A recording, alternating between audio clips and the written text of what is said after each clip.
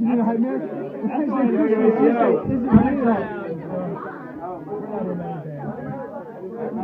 everyone. Thanks for coming out tonight. My name is Andrew from Bethel. Live in New York City now. It's a good time. College years. Oh, fuck you. College years, you know, good time. Going out, right? Everyone's got their going out rituals, you know. I don't know what you do, if you do anything, but what I do personally, you know, every time I go out, before I leave, I clip my fingernails. And you might be thinking, why do you clip your fingernails before you go out? Well, the answer is because if by some miracle of God I pick up a lady and we go back to, you know, my apartment and things start to happen, you don't want sharp things going in sensitive areas. That's all I'm going to say.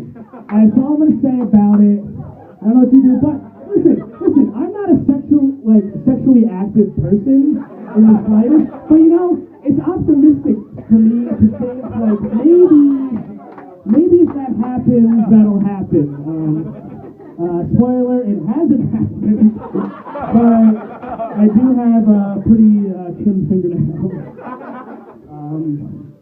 I told that joke in my school, and now people check. They check my fingernails, so I can stand around my friends. And this one night, I was talking to this girl, and I was gonna take her on a date. And then I asked my roommate, I was like, "Are these too long? Like, are these gross?" And he was like, "Oh, fuck you, Andrew, fuck you." I'm like, "No, seriously, I want to know. I'm not fingernails too long. I'm not a joke anymore. I'm concerned about my hygiene." Yeah, I mean, from Bethel originally. Give it up for Bethel. You know, living in Bethel, I never really had to deal with any, like, truly crazy people. Barring the Cody family, but that's a whole different thing. That's a joke. But now that I live in the Bronx, like, I have to deal with crazy people. There's this guy at the end of my block. He lives there. Beautiful house, brick. Got this like vines going up, and on the vines there's a poster that he obviously printed at Kinko's. Like, he went out and did this, and it says, "Stop the burning of the Coptic churches by the evil Muslim Brotherhood." And I walk by this guy every day, and every morning when I go to class, it's 9 in the morning, he's sitting out there with a folding table with the poster and a rock holding the poster. Like, dude, you obviously paid so much money to get this poster made. Get something other than a fucking rock from your yard to hold it up. And he just sits there with his dog and he shakes with his face. He probably has Parkinson's. But he sits there like, what is this guy do? That offends me. Thanks guys. The comedy act, offensive things might be said. But this isn't like your normal, like, 9/11 hatred racism. You know those people with, like, the back of their Ford pickup says, "Everything I learned about Islam, I learned on 9/11. Like, it's not that kind of race, like, deep hatred for the Islamic. Islamic? That's not right. I'm sorry. I'm sorry, everyone. No, I like to think, like, this guy, like, worked at a desk job, and there's the new guy in the office, "Hello, my name's Mohammed," and then he comes up with his coffee, and he, like, spills in or something, and he, like, just little things that, like, just drilled into this guy's head, and one day he just snaps, and he's like, "All right, I'm going to fucking Kinko's, I'm going to print up some stuff, and I'm going to put a stop sign on it, and no one is going to like Islam anymore." But in reality, it's actually really sad. He probably murders people. Straight up there. I walked by his house one day, 9:30 in the morning. 9:30 in the morning, going to class. He's sitting in his car with the windows down, blasting Gregorian chants. Like, it's a real person! Who in 9:30 in the morning listens to Gregorian chants in their car? Like, you don't have a stereo or, like, an iPod that you can just put that in and, like, sit and drink your coffee. No, you have to go in your car and roll out the windows and blast it. God. Another day, like, he was getting those, like, awesome vines removed from his house. And he was sitting out there, there's people working on it, he was sitting out there in a World War II replica army helmet. Like, you know, this guy was like, okay, this is dangerous. I'm going to go go get something to protect my head. He's like, oh, what can protect my head? Oh, look at this replica World War II Army helmet, and I'm going to put it on and sit on my stoop. Like, that's not okay. I bet David wants it. I bet David does want that, you know. But, I mean, racist. You can't do anything about it. Found out recently I had a racist grandmother. That was a surprise. That's something I never thought would happen. You hear stories of those people, you know, of the people with the racist grandmothers. Now I have those stories. My sister dated a black guy for 3 years, the nicest guy in the world. And they broke up to console her only granddaughter.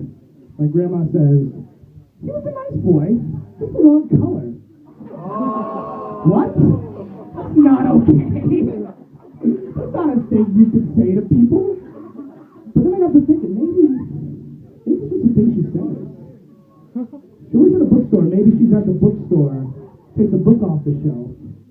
Oh, it's a nice book. Just the wrong color. Put it back. Stuff like that. We were at Thanksgiving. This is true. We were at Thanksgiving yesterday. Thanksgiving. Correct. Yeah. I don't know. Time flies. Time flies. Every Thanksgiving. We were there, and she opens the oven, making the turkey. Oh, it looks good. It's just the wrong color. Like, what? Are you not racist or are you racist, Gran? Let me know. I want to know. God. And then one day, this is the other grandma. That's my dad's mom. My mom's mom one day. We were at a parents' weekend at my college. Yeah, I still do that. I'm a junior at dad's. We still do parents' weekend. Sitting there at this lovely little Irish pub, eating a dinner of sorts. It's called an Irish toasty. I don't know if you know what that is. It's neither here nor there what I was eating. The fact of the matter is, my grandmother looked me right in the eyes and said, all gay people want to show off their butts. Frankly, Grandma, good.